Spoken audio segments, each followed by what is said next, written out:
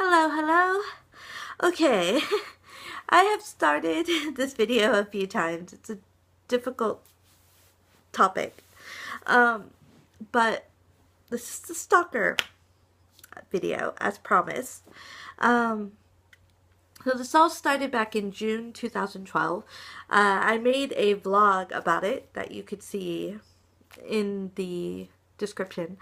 Um, that my flatmate was followed to her work, and that was followed by trips to the police station, and in the end, uh, it the police heard the description and figured they knew who it was because there has they figured it was this local, mentally challenged man who has had some outbursts in public and things. So he has caused some problems, but he has a mind of a, I don't know, 5-year-old, 4-year-old.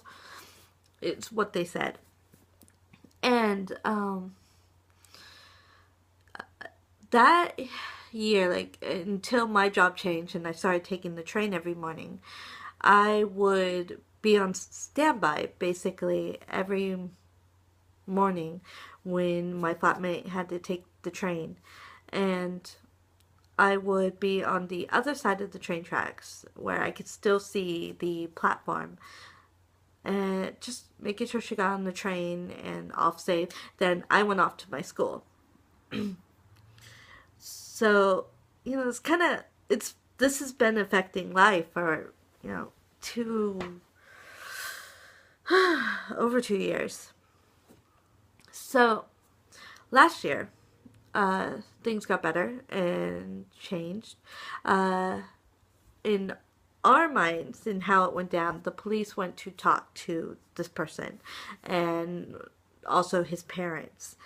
And, things got better. He didn't follow her up the train platform. When her mother visited one Christmas, he followed them up to the platform when they were taking a train out of town.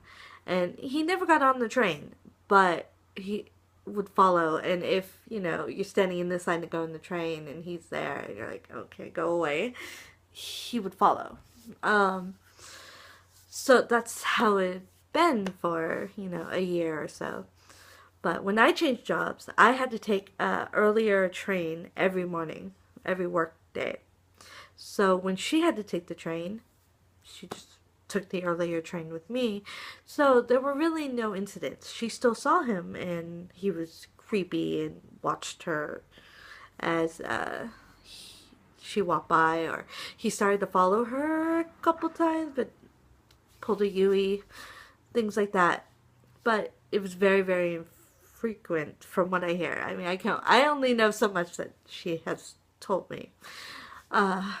So this August, I was heading down to Nagoya on my vacation, Oban vacation, and she was with me. And getting on the train, he was there, and we were not standing in the normal area where she would in the past, or we would in the past.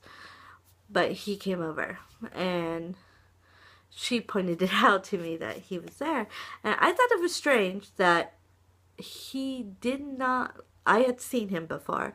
And in my mind, one day I was playing spy that he had followed her and she was texting me. So I went to the station to see what happened after he followed her. What did he do? And from who I thought it was, he came back down and out the station, and he saw me and started to follow me. But when I looked back to like double check and I kind of gave a look, he stopped. Okay. So this guy who got on, who was standing there at the station, then got on the train with us, did not look like that guy. But she said, no, this is the guy that's been following me for 2 years. So we sat down. He sat down across from us. We moved. he moved. We moved again. He started to move to stop.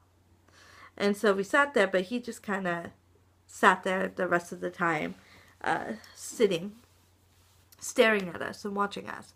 But he got off the next station, or the main station. So, that happened. Things were slightly quiet again. I had an incident of where somebody followed me home. It was kind of weird. I'm not going to go into full details because I don't want this video to be long. Okay. I decided what I'm going to do with this video. So this guy had followed me home, and there was a lot of weird behavior. He had passed me but came back, so it was almost like he lapped me, which is how this started with the other guy. And at this point, it was night. I could not see this guy's face. He was wearing a hat too, so I didn't know if it was the same guy or not. But anyways, he stood outside at the vending machine at our apartment for a while, and he bought like 5 Cokes. And it was a really strange situation.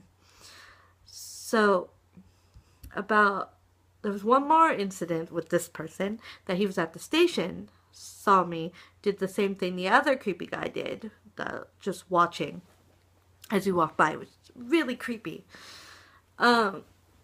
So,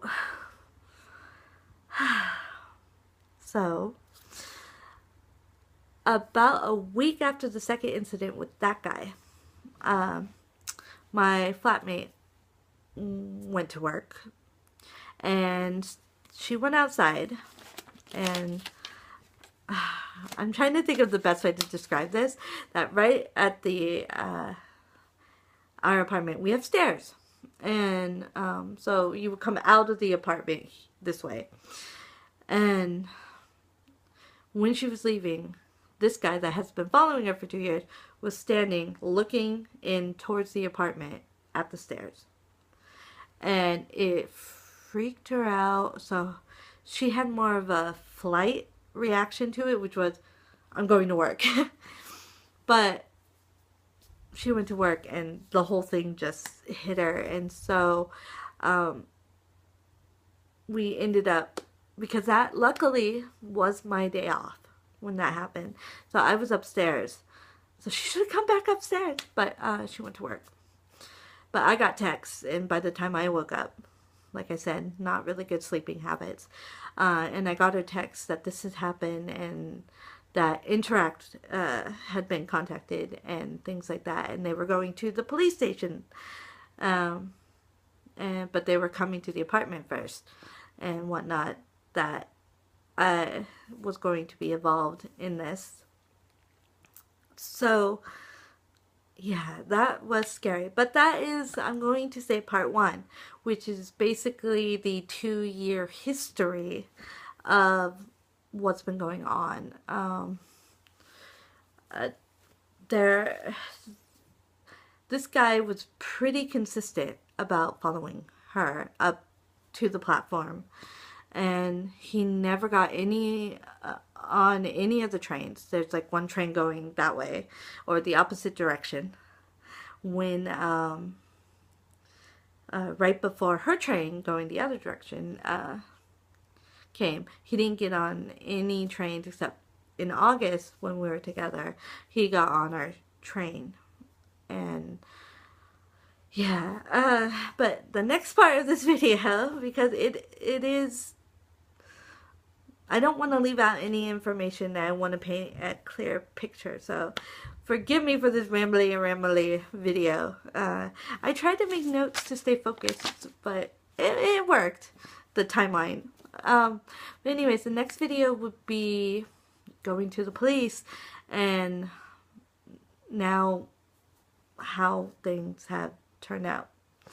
So that will be coming shortly because I'm just going to chop this into 2 videos. So stay tuned. Yeah.